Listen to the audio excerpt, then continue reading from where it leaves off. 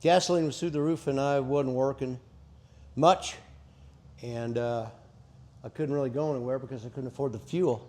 So I went and I bought a motorcycle, and it's not new to me. I've owned motorcycles off and on all my life. I hadn't had one in a long time. So I bought a Yamaha came out with a Vstar Custom and a Vstar road bike. They were the same bike, except one they called it a Custom, and the other one it was more of a road bike with, it had floorboards, and I didn't care for that, so I wanted the Custom.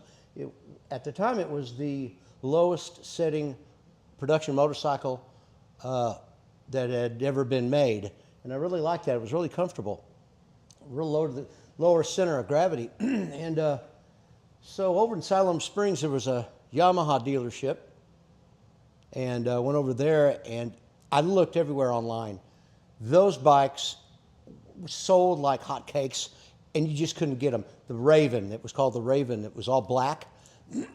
There were other ones that were different colors, but I wanted that Raven, the black one, and you couldn't find one. Well, I found one in Siloam Springs, and I went over, and I said, I'm looking for this bike. It was, at the time, it was 2007, and the 2008s were coming out, and they said, yeah, we have that motorcycle. And I said, well, I want to buy it. And they said, well, okay, we can do that, but it's in a crate out back, and we'd have to get it out of the crate, put it together for you. And I said, all right, well, I'll come back next weekend. And I did. I waited a week later, I had the cash in my pocket, showed up the next weekend, and I said, I'm Tim Heagerty. I was here a week ago. You said you had this 1100 Vstar for me, and the sales guy said, yeah, we've got those, but they're in a crate out back, and we'd have to get it out of the crate for you. And I said, you said that last week. I said, I'm just here to buy a motorcycle, and I was looking at what they had on the floor, and I backed up, and I kind of backed into a motorcycle that was on the floor, and I turned around, and this one was sitting there. It was the bike I was looking for, and I go, what's wrong with this one? And they said, well, that's a 2006. We'll be more than happy to sell you that. It was the bike I was looking for. It just wasn't a 2008. It was a brand new 2006. So they sold me this bike at their cost. And what I did was I paid them half cash, and then I financed the other half my thinking was to help my credit. So I financed the other half, and they brought me a Yamaha credit card. And they said, man, your credit's so good. With this credit card, this Yamaha credit card, you can buy 2 more of these motorcycles. And I said, well, I can only drive one at a time, so I'll just take the one. So that's what they did. They sold me the 2006, and they even threw in a helmet. And I rode that thing home, and I rode that thing, everywhere. In the rain, in the snow, in the cold, in the summer, in the heat. It was the only way I could afford to go anywhere. Well, obviously, this isn't the motorcycle that I rode out of the dealership. It was 1st of June, 552, when Bobby Dale McLeod pulled out in front of me on New Hope Road. I was going from west to east, and I was on the bike. I just signed a contract with an ad agency because I'm a graphic designer, and I just had a bunch of dental work done, a bunch of x-rays done, and I signed that contract, and I was going up this hill on a 4-lane, and I was in the right lane, and a woman in the left lane who was on her phone pulled over into my lane and forced me off the road behind her car, and I came back up around on the left lane and gave her the look, and she was on the phone going, I'm so sorry, I'm so sorry. So I'm in the left lane, and then a little further down the road, I spot a SUV pulling out from a residential neighborhood into the right lane as we were all approaching, and I thought to myself, oh no. And then he pulled into my lane, and I thought to myself, oh hell no. I had enough reaction time. Do I hit him head on, or do I hit him at a 45? I hit him at a 45, left a 17-yard black mark bounced off his SUV, and another car ran over my leg. And I should have died. I should have died then. But I didn't. Thank God. It's only God's grace that I'm alive telling the story right now. So I woke up in a metal box with a crowd around me, which turned out to be a ambulance. Fast forward, while I convalesced at home in the hospital, and then I got out and I convalesced at home, it was rough. It was a bad wreck. I went ahead and I bought the salvage motorcycle. I called up the insurance company, and they paid me a lot. They gave me a lot of money. And so I had plenty of money from the wreck, which is no way to make money, but anyway, I had some coin. So I asked the insurance guy, I go, I want to buy the salvage, how much? He said, $2,000. I said, I'll give you $1,000. He said, okay. So they delivered the bike to me, and what was left of it, the front end, and I'm gonna give Omar some photos of what it looked like the before and after. But the front end was all tore up. The handlebars were bent. I mean, that's how strong I am. And the frame here under the fender was tweaked. So I bought the salvage, took it all apart, and I had a buddy of mine who straightens frames on cars. He's a biker, a hardcore biker. He walks the walk and talks the talk. And he straightened the frame for me. And the struts back here, not the frame, but the struts that hold the fender up. The frame and everything was good. The front end was trashed, but the frame was good. So I found a place called Pacific Coast Star, and they only deal with Yamaha Vstars. I sent them the frame, and they stretched it. They stretched the frame, and they raked it about 6 degrees. And they also took my old tank, and they stretched the tank on it. They sell what they call a potato chip seat, which is a very thin seat.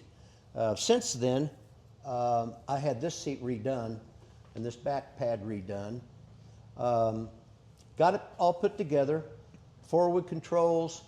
As this bike was getting put together, a build kind of takes a life of itself, and it turned into what it turned into. Where everything is spiked. Everything's got a point. It's a very pointy motorcycle. Points everywhere. I don't know if that's good or bad. Well, it's not good. It can be bad, as I found out just 2 nights ago. Putting in a battery on another motorcycle, I ran into that front spike. Anyway, they sent me back the frame, the front end, and everything. Put everything back together. If the bike is parked and you're looking at it from over there, it looks like a black motorcycle, and then if it catches your interest, you walk up on it, and then you realize it's got a gold stripe. And then as you get closer, you realize it's got 2 gold stripes, and they're outlined in a red stripe. And then you realize, oh, within the 2 gold stripes are tribal flames. Again, more points in the paint, points all over the bike. A friend of mine helped me do that. I can't say that I painted the bike, but I had a big hand in getting the bike painted. That would have been David Briscoe, one of my best friends, who's a true artist, man. He walks that fine line of genius and insanity. Yeah, watch your step, Dave. Anyway, few years back, I had the seat redone by a guy that comes around once a year, and that's all he does. I don't know if I'm going to do anything else to this thing. It's an 06, so it's a pretty old motorcycle at this point. I rode this bike up to Sturgis and Yellowstone the Grand Tetons down to, that's another story, but I made it to western Colorado, and I spent the night there in a little town, I can't remember the name of the town, it was a little old nothing town, and I got my room for that night, and I asked the guy behind the counter, I said, well, where's the nearest liquor store? And he said, well, that would be Bob's Liquor. It's down the street, take a right. It's across from the railroad tracks. So I went down to Bob's, walked into Bob's, and I got a fifth of rum and went up to the counter, and I said, hey, Bob, I need to know where I can get a cold drink and see a friendly face. And the guy behind the counter said, well, first of all, my name's not Bob. I work for Bob, and that'll be $14, and it's around the corner. Up the street, there's a little bar up there. I said, okay. So I went over to this little bar. It's a little hole-in-the-wall beer bar with people standing outside on the sidewalk drinking beer. And I walked in, and they were doing karaoke. There were 2 pool tables and these little round tables, and there was a beaded curtain in the back. And I walked back there, and so I walked in. There's a couple pool tables and a beaded curtain in the back, and that's where the bar was. So I went to the beaded curtain, and there was this, stepping back in time, it was a semicircle bar with the big leather padded elbow cushions, old bar with all these old beer signs, and the place was packed all the way around. And they were just old people, like blue-haired old ladies and old guys, and they were just sitting it was quiet, kind of quiet, and everybody's kind of talking to themselves. And I stood there for the longest time, man. I really felt like I was like invisible.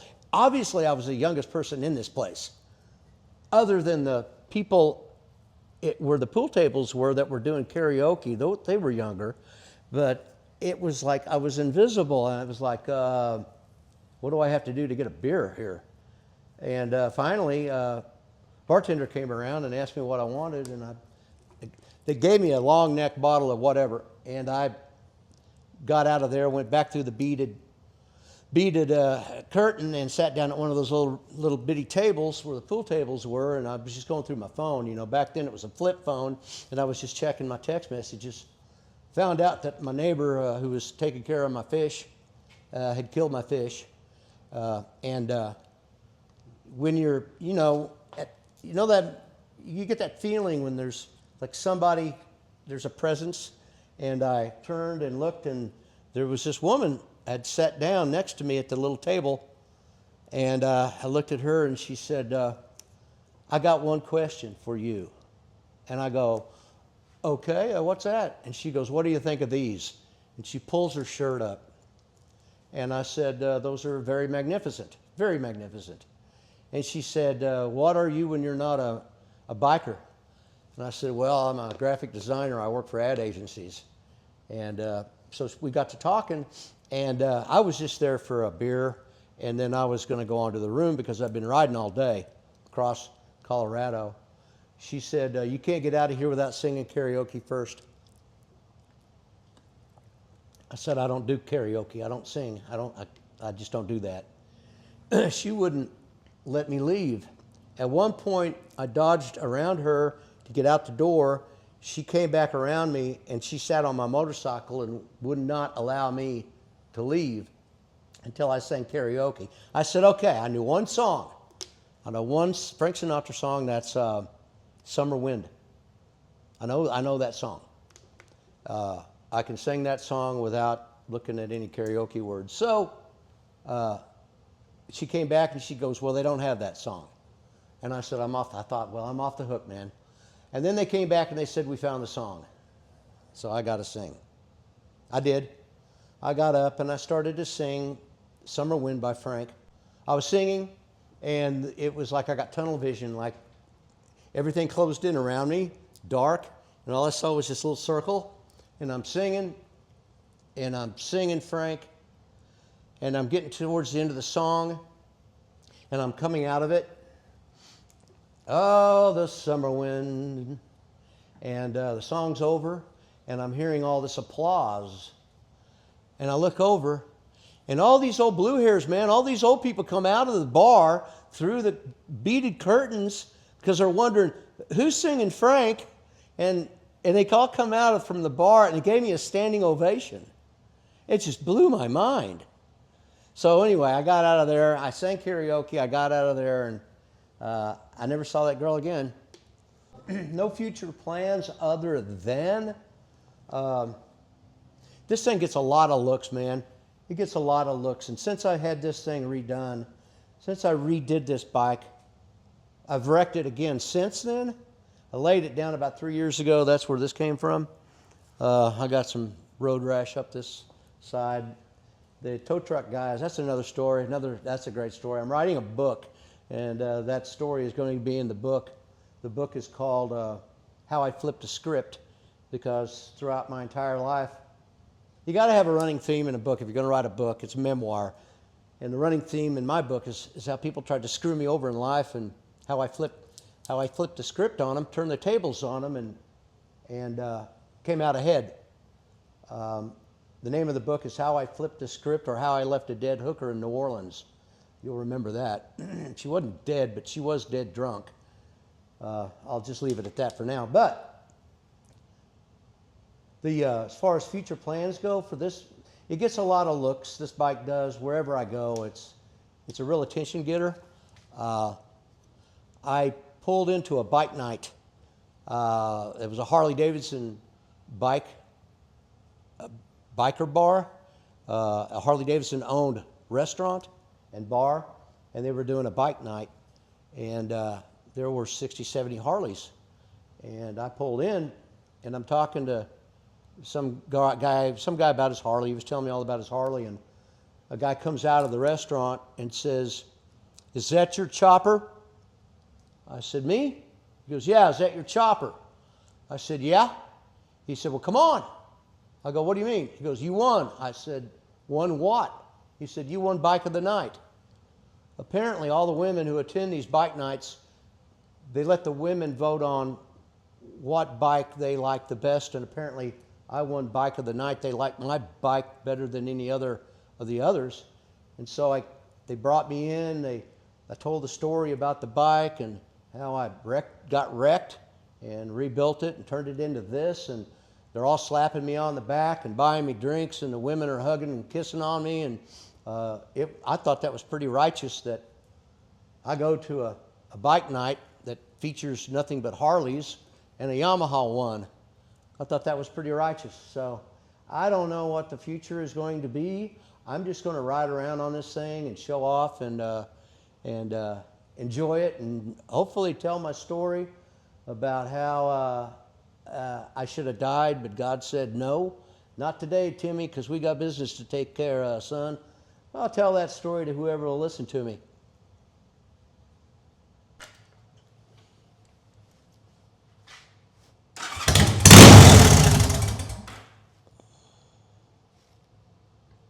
Uh-oh.